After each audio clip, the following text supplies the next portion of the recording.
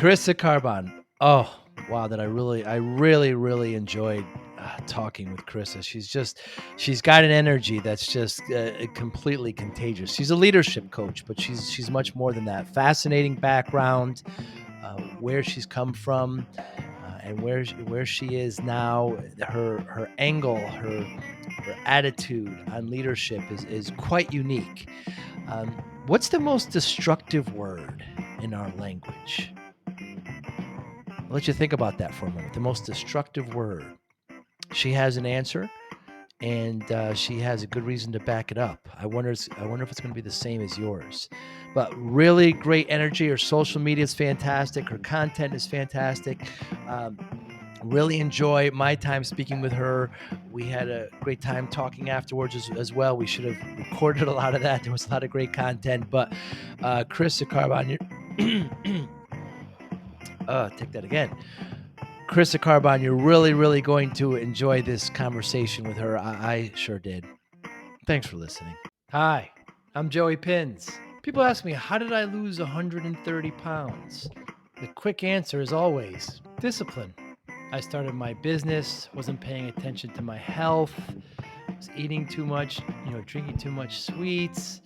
My daughter was born. Next thing I know, I'm pre-diabetic, I have hypertension.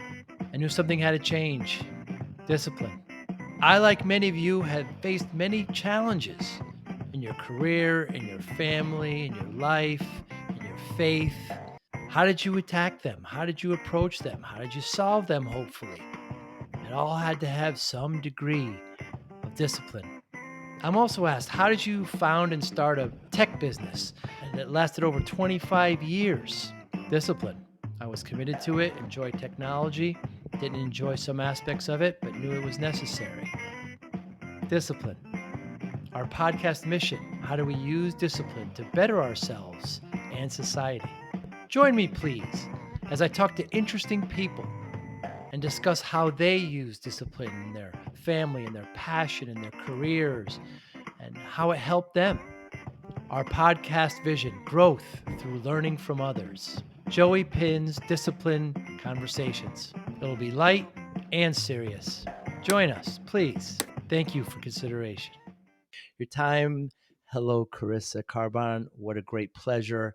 Thanks for doing this. What's the most, I know the answer, I know your answer, but I want to elaborate on it. But what's the most destructive word? Oh my gosh. I feel like I'm being set up here. Oh, the most destructive word. Yes. No, you're not being set up. Oh gosh. There are so many. I don't know. I feel like yeah, what answer are you looking for? Let me ask you that. And we can I know what elaborate your from there. I know what your answer is based on your talks and what you do. And I want I want the listeners to hear it, and I want to talk about it. The conjunction or. Yes, yes. I do think or is a very destructive word. Yeah, that's beautiful. I'm so glad you picked up on that. I do think that is one of the most limiting words in the English language. And why is that? I think it closes us off to possibilities. I think that oftentimes we are conditioned and we are wired to boil things down to this or that, right? Kind of these Mm. binary choices. And I think that if we adopt a yes and, or we live in the land of and, however we want to phrase it, I think it opens us up to so many options and new possibilities that maybe we couldn't have envisioned previously. So is it really your kind of way of filling in the gray versus black and white? 100% yes, absolutely. I love to live in the gray. I think very few things in this world are black and white, and I think that it's easier for us to wrap our minds around things. It's easier for us to think in terms of a binary choice, and it feels maybe in the moment like it's easier to make that easy binary choice, but when we actually choose to lean into complexity and nuance, so much more is possible for us. Hmm. Now, as a leadership coach, is your methodology more art or science? Because when I hear people talk about gray, I think more art than science. It's both and. See, Ha! perfect example. And where does it begin and cut off? Very interesting. So I have studied a lot of brain chemistry, right? Neuroscience, learning how our brains actually work, how we have evolved to function. And I've studied a lot about how our current environment is often not set up to help us thrive and to help us Hmm. be at our best. And so there's a lot of science and rigor and academia behind my coaching methodology and the work that I do with clients. And I think where the art part comes in is that every single human being is completely unique and magic. And so, how we apply neuroscience or rigor to a unique individual human being is totally customized and totally artistic. Hmm. And can you elaborate on what you said in the beginning there, where you said our environment isn't necessarily set up to make us more, to make us excel, to make us better. I don't know if I chose those words correctly. Yeah, absolutely. So here's a perfect example.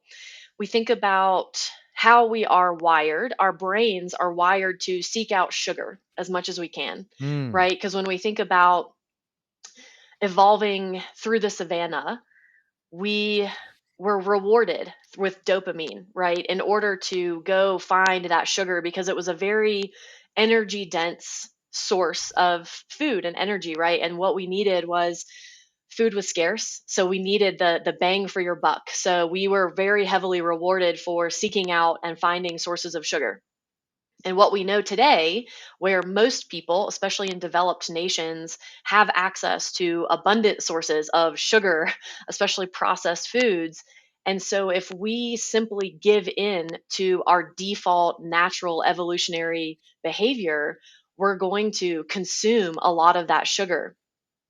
And so Hmm. that's where I say our environment is not set up to help us thrive because now, given the environment we're in, we, through ingenuity, through innovation, we've been able to overcome a lot of obstacles that we had to face thousands of years ago. And now we don't have those obstacles. And now the obstacle is actually learning to check in and get Hmm. out of autopilot and say, okay, by default, I want to consume as much sugar as possible, but that's actually not good for me. So I need to find ways to balance my intake and to exercise instead of sitting at a computer all day, all of those things. So we have created a world that is designed for our wants, not necessarily our needs.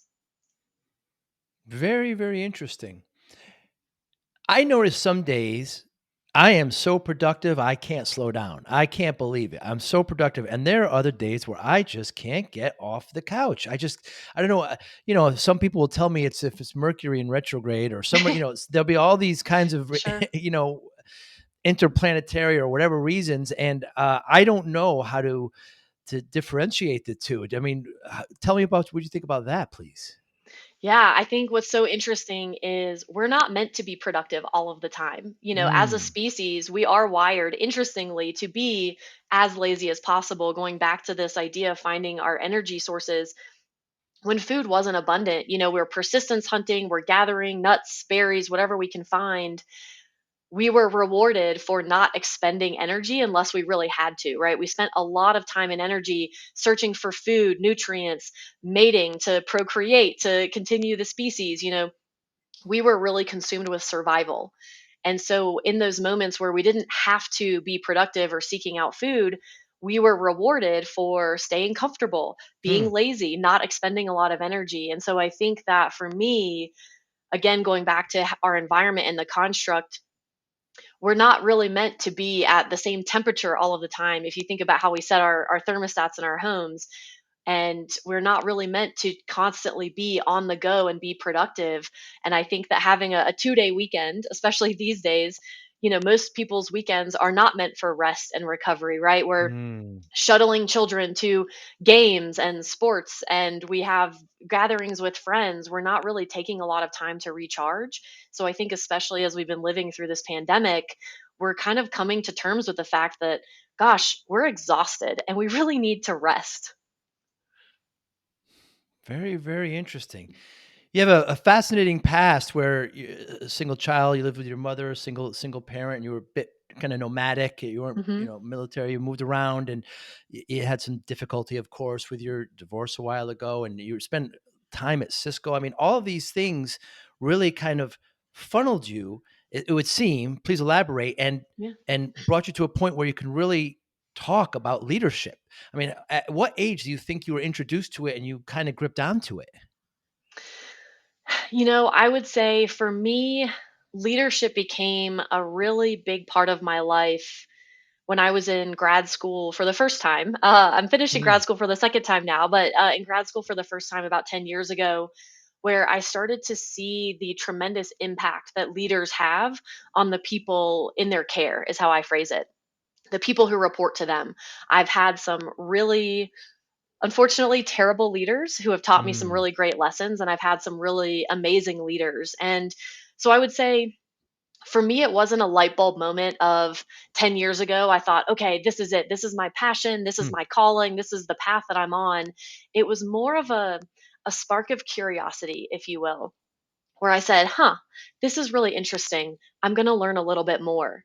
And so I noticed that over time, especially while I was an engineer, uh, when I had free time and my mind was wandering, I wasn't really staying awake at night thinking about engineering problems. I was mm, thinking about people and leadership. And again, I think, especially in our hierarchical structures that we work in, most of us work in today, leaders have tremendous positional power. And as I'm sure we've all heard the phrase, people don't leave companies, they leave managers or leaders, right? And so I think for me, that's what really started me down the path of more just following curiosity. I started absorbing a lot of books, reading, doing mm. self studying. And as I've grown in my career, I've just become so passionate because I really care about human beings.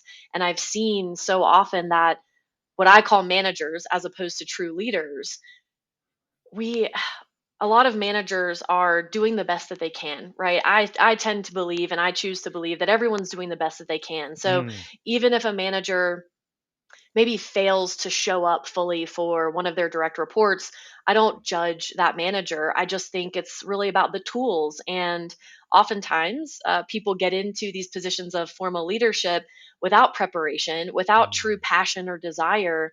And it's because of what we know as the Peter principle. They were really, really good at their previous job. So they got promoted into leadership, but then they're not trained, they're not developed, they're not really given the tools to excel in a role that now requires a lot of different skills.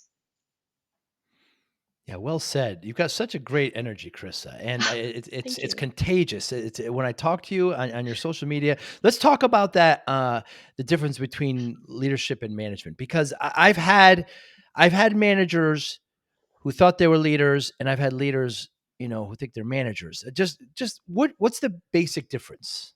Yeah, absolutely. I'll preface it by saying I don't think we need leaders or managers. Going back to our initial conversation, I Mm, think we need leaders and managers, and I think the best mm, ones can do both.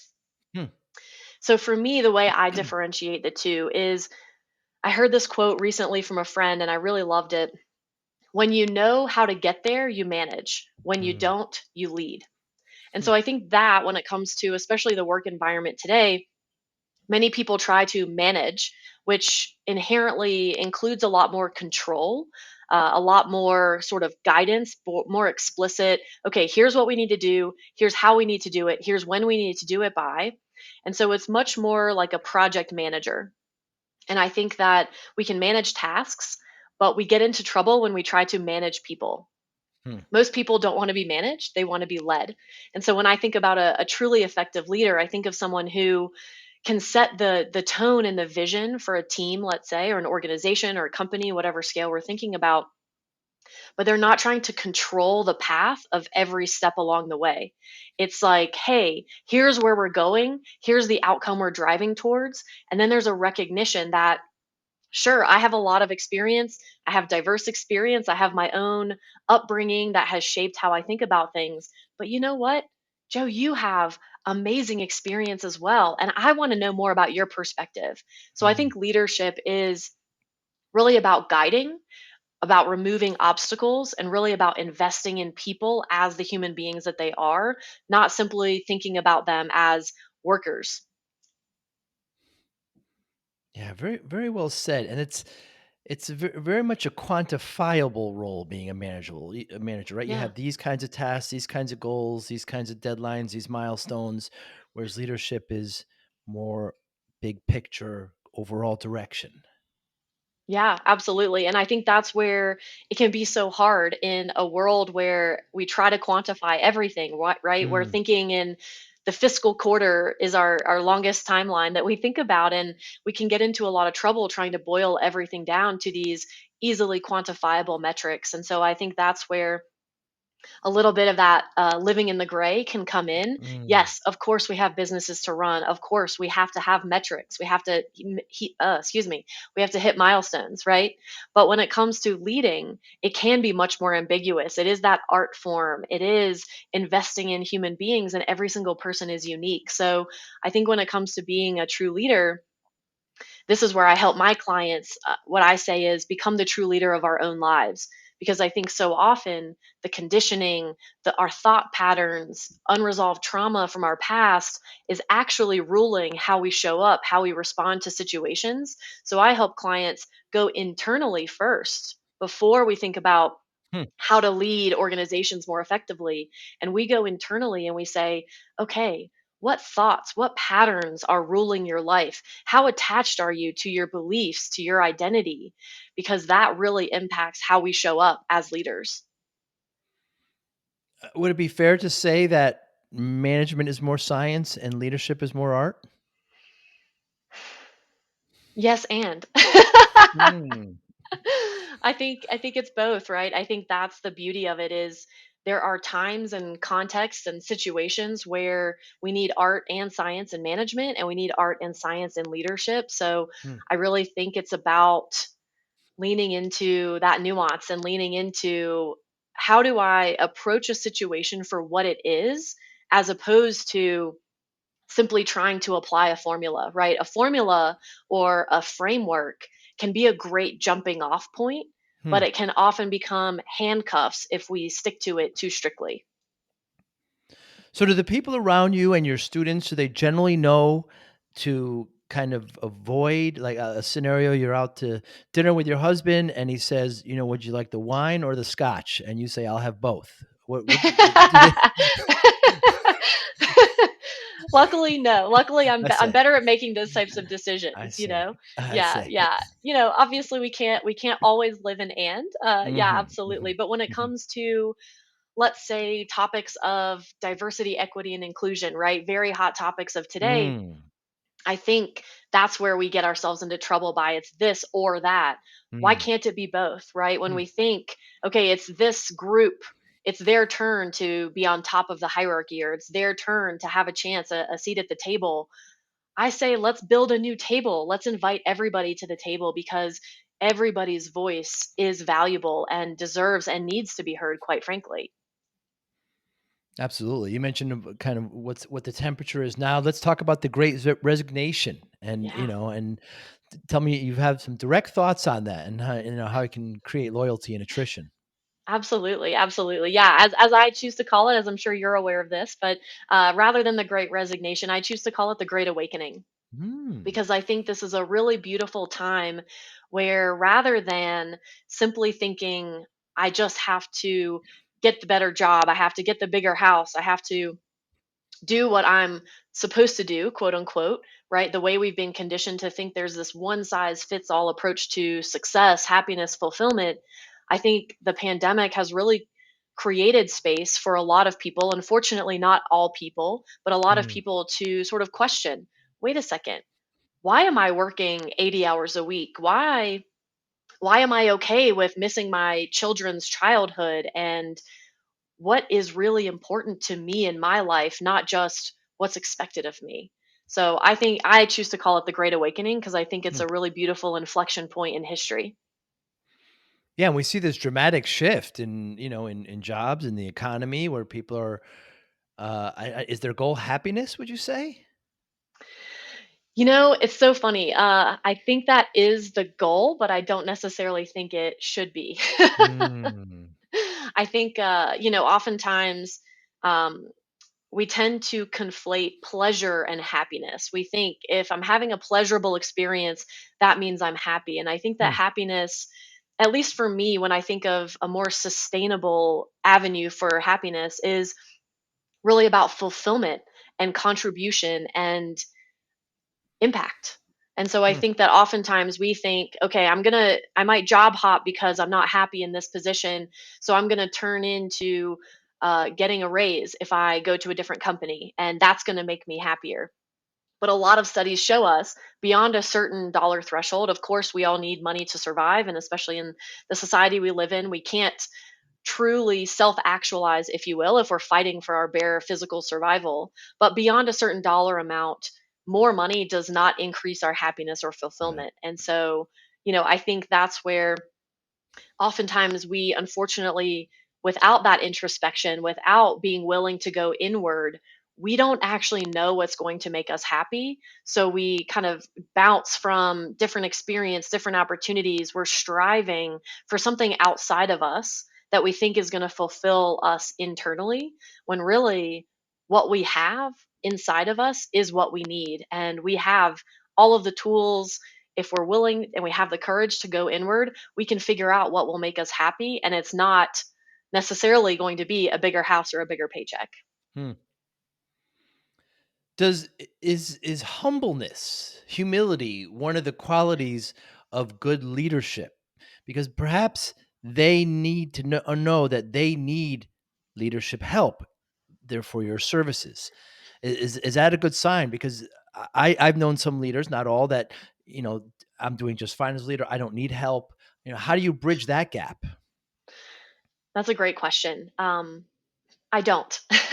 Mm, I think when it comes to coaching, when it comes to therapy, when it comes to helping anybody, we cannot help people who aren't willing or able to be helped, right? We've mm, seen it in extreme cases. Let's say our family, we have someone in the family who's an addict, and we want nothing more than to help them. But until someone is ready and willing and able to raise their hand and say, you know what, I've hit my limit, I need help, we can shower upon them advice, books, opportunities.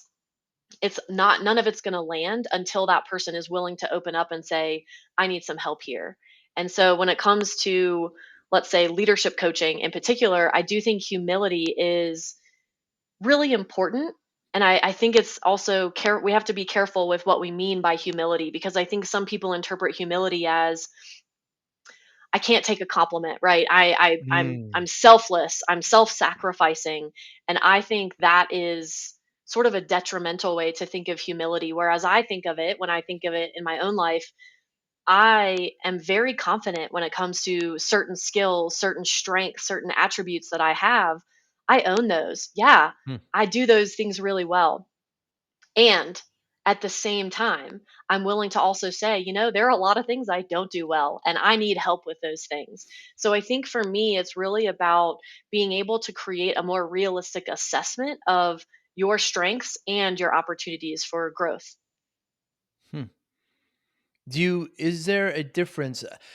So I'm a student of jujitsu, very new at it, but one of the biggest kind of, uh, the biggest, I guess I'll say just the biggest shock is that, there's a room full of men in there. I mean, the testosterone is dripping everywhere, and there's just no ego.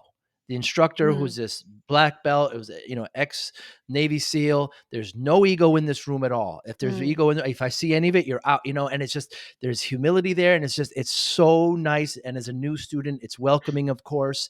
But is that common in leadership? Ego? Yes, very common. Yeah. Mm. Yeah, absolutely. And so what's so interesting though is what I found, and there are always exceptions to the rule. So I'm not saying this is a blanket statement that applies to everyone, but in my experience, what I've seen is the people who tend to show up with the most amount of ego are usually the most insecure. Mm. And it's usually sort of a band aid of trying to cover up the weaknesses, trying to cover up the fact that Maybe they're stretched beyond their comfort zone or their abilities. And oftentimes we think of leaders as these heroes, right? These infallible, you're supposed to have all the answers, you're supposed to know Mm. exactly what you're doing. And what we know is that so many of us suffer from imposter syndrome at different times in our career. And so when we think about, oh gosh, maybe I'm not equipped, maybe I don't know what I'm doing, maybe I don't have the right expertise, maybe I got in over my head, a lot of leaders unfortunately feel that they have to put on the brave face. They have to show up in a way that is very sort of egocentric. And because it's not coming from that place of authentic confidence or humility, it can rub people the wrong way because we're very good at picking up on, people being genuine or not genuine. So if Mm. someone's very egotistical, very controlling, very micromanager, they're not willing to entertain new ideas or, brainstorm with the team, it ends up being very disempowering for the members of the team who say, wait a second, I have a voice too. I have something I want to add. And so I think it's really about creating a reciprocal relationship and a Mm. safe space where we can take off these masks. We can let our ego take the day off, right? It's a big task to kind of disarm somebody with a large ego like that, and I've had to do it just in business and, in friendship. It's difficult task. You just have to be careful and be gentle. Yeah, absolutely. My approach is loving kindness, right? I Mm. try to show up and I try to create trust and show that I'm an ally, not an adversary, right? And Mm. I look for ways to take the first step in stepping into vulnerability and creating that safe space, right? So I might offer up a time when I felt out of my depth or I felt that I was over my head and or a time that I failed, and I will open with that and I will share it, sort of like a game of ping pong, right? You kind of Mm. serve the ball across the net and you see, are they going to return it or are they not? And at some point, I'm willing to try and try. But then at some point, like I said, we can't help people who don't want to be helped. So at a certain point, if they're not returning that serve, we sometimes just need to move on for our Mm. own well being and in order to maintain our own boundaries and meet our own needs. What is the difference between mentoring, therapy, and coaching? Mm, beautiful question. I get this question a lot. Mm. So, mentoring, the way I view it and the way I've seen it play out is typically we find a mentor who has had a career path or has accomplished something that we aspire to emulate. So, we go to them and we say, how did you do it? And so, mentorship, most mentors tend to say, well, here's what I did, here's what worked for me. Why don't you try this? And I'm going to, give you feedback, guide you along the way. But it's essentially kind of following the breadcrumbs that were laid before you. Mm. Now, I think of coaching very differently because coaching is not necessarily about telling people what to do. I think coaching should not be about telling people what to do because it's really about asking the right questions to help people come up with their own answers. So, as a mentor, I might say, I think you should go try this. You should talk to this person. You should try to get into this career field, get this type of experience, because we're trying to guide someone on a path that we think is known. Whereas as a coach, if someone says, I want to become a leader, okay, well, tell me why. What Mm. motivates you? What are you interested in leadership for? Instead of immediately jumping to solution or taking action, we create space to ask those questions and to explore. And so I think that therapy is this is where I also think it should be coaching and therapy because a lot of people Mm. say coaching or therapy, and I think it's both. Therapy is really, really great for helping us get stuck from the past, to think about unresolved trauma, whether we're talking about little t trauma that I think everybody experiences or big T trauma that unfortunately a lot of us have experienced. It can be a way to explore, okay, what exactly happened, right? If we get stuck in the past, let's shine a light on it. Let's get curious. Let's work Mm. through that and heal from that past trauma. And then I think coaching is and can be much more action oriented to say, okay, now that you've gotten unstuck from that past, how do we turn that into momentum to the future? Somebody once described to me as coaching is looking forward, therapy looks back. Yes, and Yes, and yeah, I think a lot of the coaching that I do, and I think it really depends. This is where I think if you're interested in coaching, it's really, really, really important to vet your coach. Right. I think there are a lot of people out there. It's a fairly unregulated field. And so there are a lot of people who say, I went through a hard time or I had a particular career experience. So now I'm going to be a coach for that. So it's really important because I think the best coaches also know their limits. So as a coach, I might dive into the past with some of my clients because they're repeating certain patterns, right? So we need to go into the past to figure out what happened, what story was created as a result of some childhood experience potentially. hmm, But I'm very careful about saying, okay, we're getting into territory that I cannot guide you through. This is where you need therapy or a counselor or some other additional help. I think that coaches, unfortunately, can sort of get their ego in the way sometimes. And I'm sure I'm mm, guilty of this at times too. I am certainly not perfect by any means, but come on. it's sort of it's sort of easy to say I can help anybody with anything. And the human psyche can be very fragile and can be very delicate, very complex. So I think it's very important that we acknowledge our limits and that we don't try to wade through something with someone that we're not equipped to support them with. Hmm. Who or what who is the best candidate for your leadership coaching? Hmm. The best for my specific style, because I tend to Yes. do a lot more sort of internal work and, breaking old patterns as opposed to just the tactical. Okay, you want the promotion. Here's the checkbox that you need. For me, my ideal clients are those who, let's say, have started seeing a therapist or they're reading books like Brene Brown. They're really diving into shame, vulnerability. They're getting curious about, why do I show up the way that I do? Or, okay, I got into this position because I thought it was what was expected or what I was supposed to, but now I'm miserable.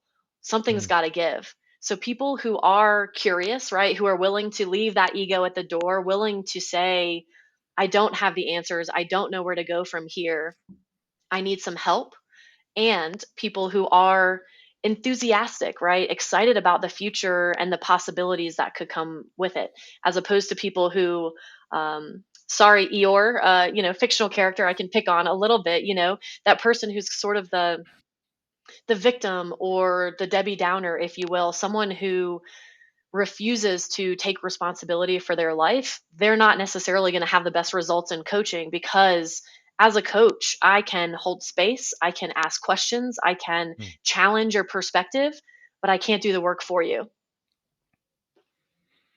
Excellent references there. Silent Live and Disney. Um, is it always generally your candidates, the people you work with, are in the business field? Typically, yes, I tend to work mostly with corporate leaders, either, Mm, let's say, first line managers up to executives, the C suite. I do have clients who are earlier in their career, but I tend to focus more on people who have some leadership experience so that we can unpack and say what has worked, what hasn't, where do you want to go from here. Um, but I'm not necessarily closed off to, if people want to come work with me. I love to help people. I love to mm. serve and I want to have a positive impact as broadly as possible. But for now, I tend to focus more on corporate and business leadership. Yeah, your positivity and your willingness to help is evident. So on the podcast, we talk a lot about discipline. I lost a lot of weight. You Hmm. mentioned at one point how, you know, people have to you can hold space for them. They have to come to this.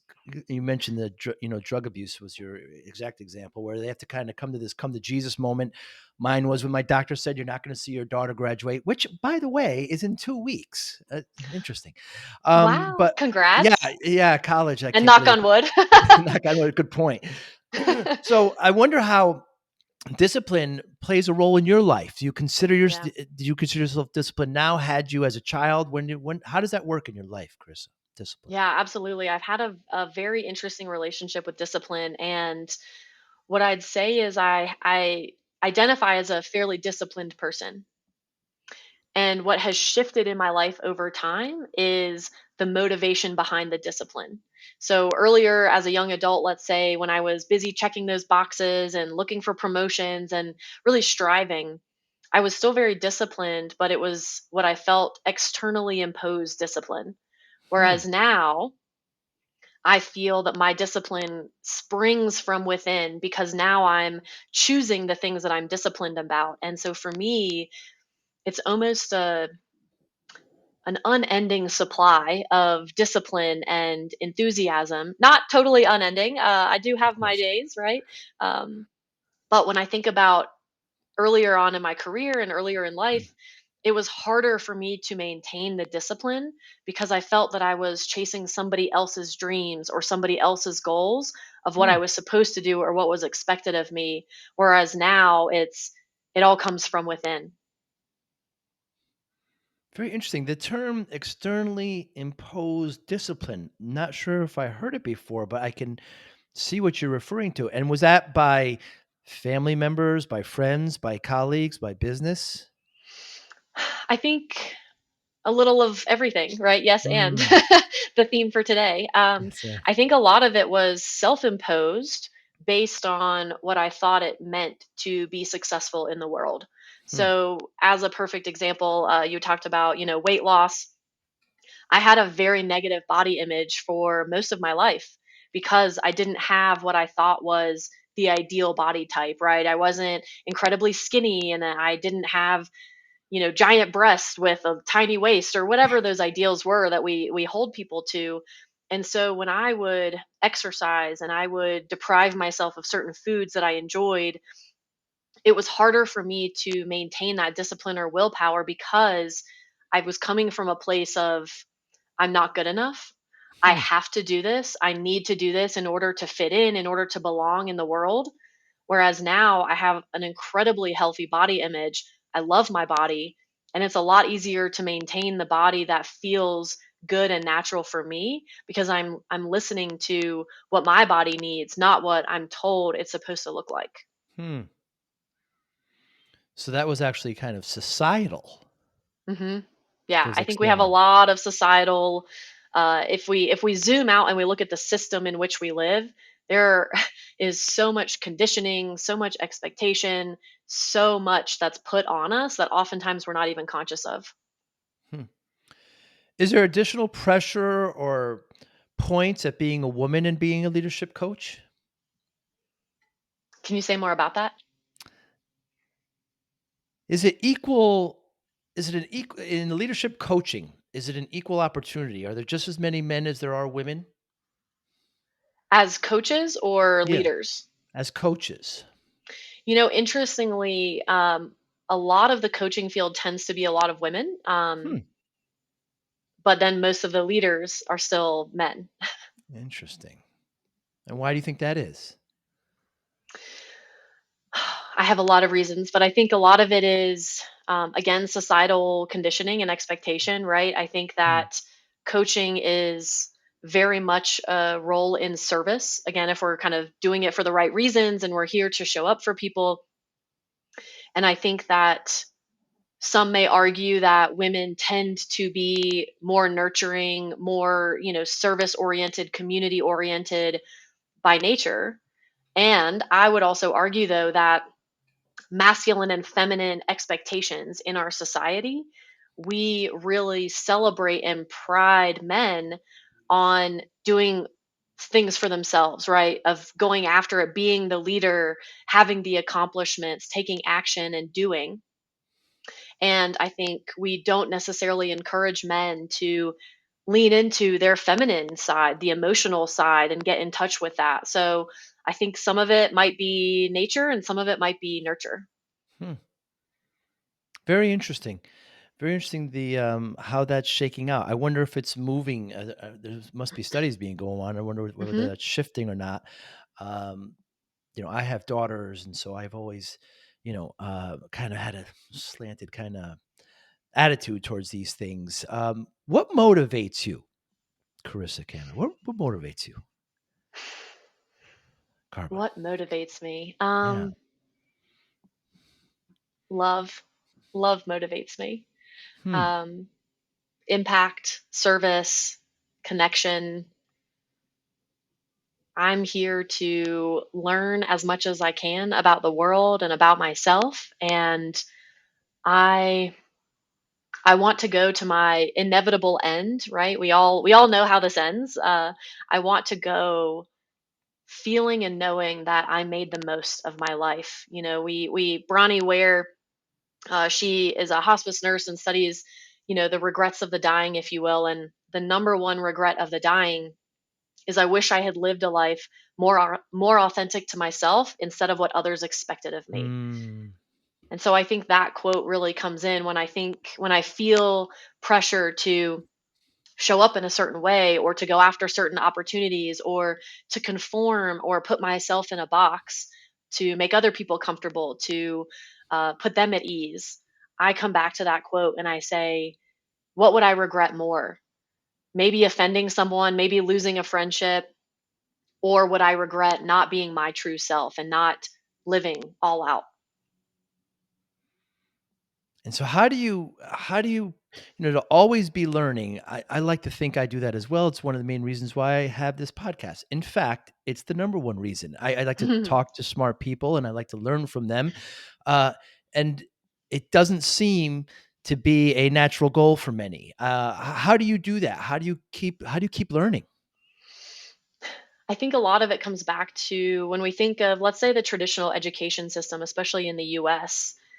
We're not necessarily taught to be curious, to have that Mm, hunger for learning, right? We're taught, that might sound counterintuitive because we think we go to school to learn, but we go to school and we learn how to memorize, how right. to regurgitate, how to learn the things that you tell me I'm supposed to learn, as opposed to fostering that natural creativity and curiosity. Because as we know, and there are a lot of studies, right, that study children, children have a natural curiosity, a natural desire to learn, right? We're, Mm. as children, constantly learning and taking in new information because we're new to the world and everything is exciting and novel to us.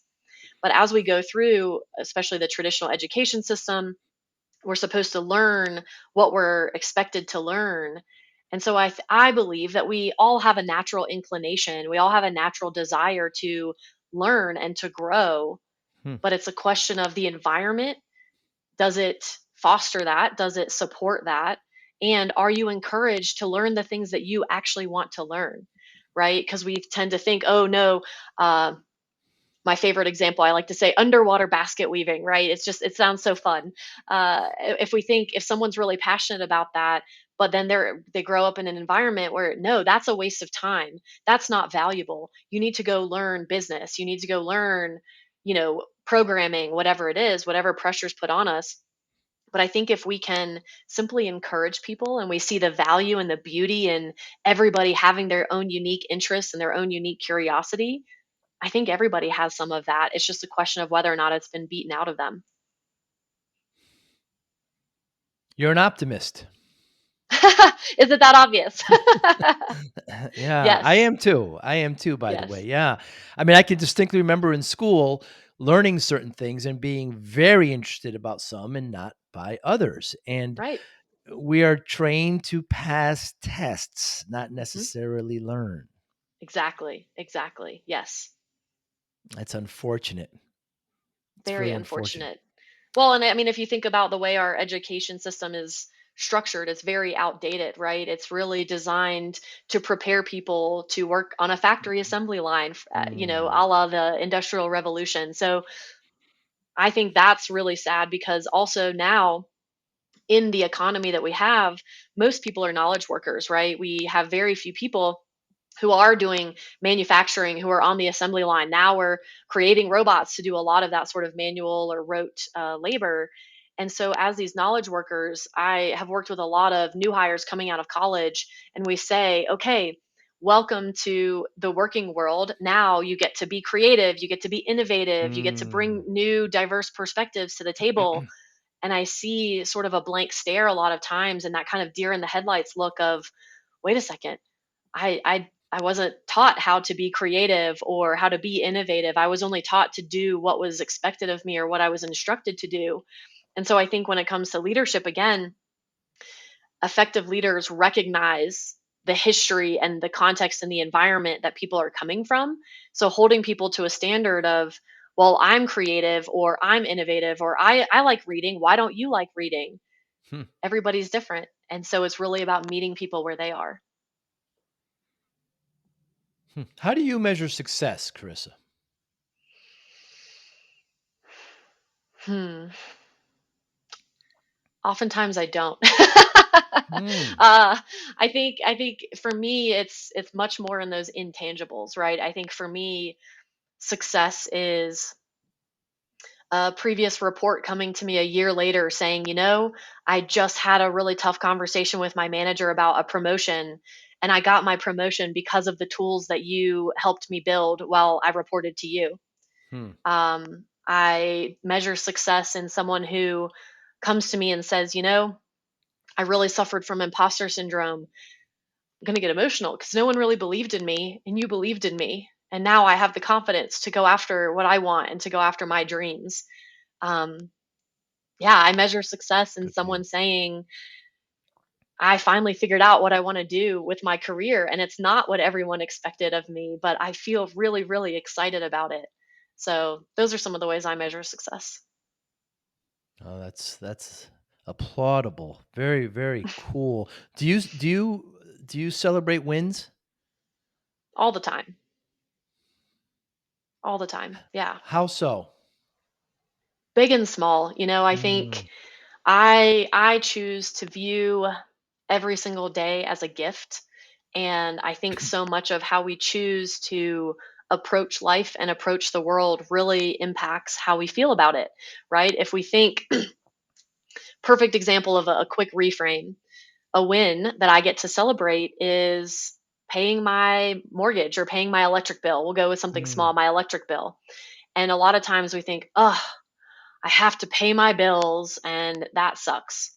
And I think, wow, how fortunate am I? How privileged am I that I am able to pay my bills, that I'm able to have electricity in my home, so I think those are the small wins that I choose to be grateful and celebrate every day. When the sun shines, wow, that's a win for me, especially living in Colorado where we have long winters and a lot of snow. So for me, it's wins big and small that I think deserve to be celebrated. And I think what's so interesting culturally, especially in the US, is we tend to wear our burdens like a badge of honor. Mm. Oh, I'm so busy, I'm so stressed, I hate my job, or my boss is a jerk, or I have to do this, I have to take my kids to soccer practice or whatever it is. And we tend to live in I have to, when truly every single thing that we do in our lives is a choice. We don't have to pay our bills. We may not like the consequence of not Mm. paying them, but we choose to pay. We may not have all the energy to go out and find our dream job, but we can still find ways to make the best of the situation that we're in and choose to see each day or each week as a gift and as an opportunity. Well said, Carissa. Well said. Do you mediate or mediate? Do you meditate or journal? Mm, I do. I do both. Yes, I tend to journal more than I meditate. For me, a lot of my thoughts can kind of spin in my head. So for me, journaling is a way to sort of pull those thoughts out of my head and Mm. see, kind of hold them at a distance, right? Because I think oftentimes when our thoughts are spinning in our head, it's really easy to fall into the trap of thinking that our thoughts are true and real, and Hmm. they are not. And so, creating a little bit of distance and a little bit of perspective, I'm able to say, okay, is that true? Not to say they're not valid, right? I think all of the thoughts that we have, the beliefs, the pain, they're all valid because we are having them, but they're not necessarily true, and we can change them. Hmm. So I tend to journal a lot. I very frequently. I've had a strong journaling practice for probably 15 years. And then meditation, I love meditating. I write a lot of meditations for my clients as well. I do guided meditations Wow. because I think that I've had incredibly transformative experiences through meditation. I tend to prefer guided meditations. Sometimes I do silent meditations just on my own, but I really enjoy being guided on a journey because it kind of helps give my thoughts a focus point. Because we tend to think meditation is about, clearing our head and not having any thoughts, when really I view meditation more as a practice of not attaching to those thoughts. So thinking about it as if I'm at a cafe and I'm sitting outside, my thoughts are the passersby, right? The people walking by the cafe. I choose whether I invite them to sit down at my table with me, Hmm. or I can just let them keep passing. So I think that's for me the real value of meditation is not necessarily about clearing our mind and we're just blank and zen and we achieve nirvana through meditation, but it's really a practice in letting the thoughts pass without attaching to them. What's the difference between guided meditation and affirmation? So, an affirmation tends to be sort of a phrase or a mantra that you can repeat to yourself. I am a kind, loving person is the type of affirmation, whereas a guided meditation is more of a journey, right? So, I might walk you through. So, one I did last week for a mastermind group I'm part of, I called it a vacation meditation. And I took people to the beach, so there's sort of Hmm. some standard practices that I use to introduce or to close a meditation, but then the middle part of it can be anything. I might take people to the beach. I might take people within themselves. I might take people to a memory of theirs. And so it's really about guiding them through an experience that hopefully opens something up for them. They might have an epiphany or a realization, or they might just finally feel that they can relax and take a deep breath for the first time that day. Very interesting because I've never heard the term guided meditation. I've always heard assisted meditation. So that's why I kind of ask. It's kind of borders affirmation, but I think it's pretty much the same thing. Yeah, yeah, absolutely. Yeah, thinking about a guide or assisted meditation. Yeah. The common thread I find with great leaders and fascinating people and high achieving people are just that meditation and journaling. I see that common thread with most that I talk to. I think it's really interesting. I would say yes, and no Hmm. surprise there. I think it's really about the intention behind the practice. So I think if someone just said, okay, well, great leaders or someone I aspire to be more like, they meditate and they journal. If I start doing it as a checkbox, okay, Mm. I'm meditating. Okay, when do I get my promotion? When do I, Hmm. when do opportunities open up for me because I'm checking this box? I think that's a superficial or a shallow way to approach the practice. Whereas I think Okay. it's more about realizing that people who are willing to go more deeply within themselves, this is my bias coming out, people who are willing to go more deeply within themselves, people who are willing to pause and say, okay, I need to check out of the rat race or the hamster wheel or being busy, this busyness culture. I need to pause and I need to take time for myself. For some people, that may be journaling. For other people, that may just be a walk in nature, right? So I think it's less about the practice itself and more about the intention and the Mm. commitment to honoring and nurturing yourself. Yeah, all too often we get these kind of to-do lists that we kind of just check off, but that's not the goal of meditation and journaling. It's got to be something that hits deep. I think so. I think if it's going to be really effective, right? I think Mm. anybody could benefit from, sitting down for 5 minutes and meditating. I think it's going to have some sort of positive impact, even if you don't necessarily have the intention of going deeper. But I think in order to really maximize the benefits we get from it, we need to be willing to go deeper and have that courage and curiosity. Outstanding, Carissa. Well, thank you so much for your time today, Carissa Karban. I've been following you. I've been excited to talk to you, and you don't disappoint. Your energy is just it's radiant. It's wonderful. How can everybody listening get in touch with you? How can we get in touch with you, Carissa? Yeah, absolutely. Well, the hardest part is spelling my name correctly. Mm, I think that's something that tends to trip people up. It's not Clarissa. There's no L. There's one R. There's mm. two S's. But my website, very easy to find, carissakarban.com. I'm on LinkedIn. I'm very active on social media, LinkedIn and Instagram at Carissa Karban. Very easy again. I have a monthly newsletter that you can sign up for. And if you want to email me, it's just Carissa at carissakarban.com. I'm not trying to make it hard for you to find me. Yes, Carissa, and Carbon is Karban. You Yeah, got it. absolutely. And Absolutely. you got a lot of great content. Your Instagram is fantastic as well. You give lots of great bites, even your Twitter. You do a really good job with social media. Carissa, thank you so much for your time today. I really, really appreciate it. And hopefully one day maybe we'll all get together and have a cup of coffee together face to face out there in Denver. I would love nothing more. I live for in-person get-togethers, but thank you so much for your time. It's been such a pleasure. I've really enjoyed this conversation, and thank you so much. Thanks again. We'll talk soon. You have a great day. Be well. Bye now. Thank you for listening and or viewing Joey Pinz Discipline Conversations. Please share this episode with one or two of your friends who you think may benefit from the episode. Our website, www.joeypins.com. There you'll find lots of resources and you could join our mailing list. Please follow us on all our social media, Instagram, Twitter, and Facebook. Podcast information, the video version of our podcast is on YouTube. Please subscribe. Audio is on all major podcasting platforms. Please follow them. And if you like it, please consider giving 5-star rating. Would really appreciate that.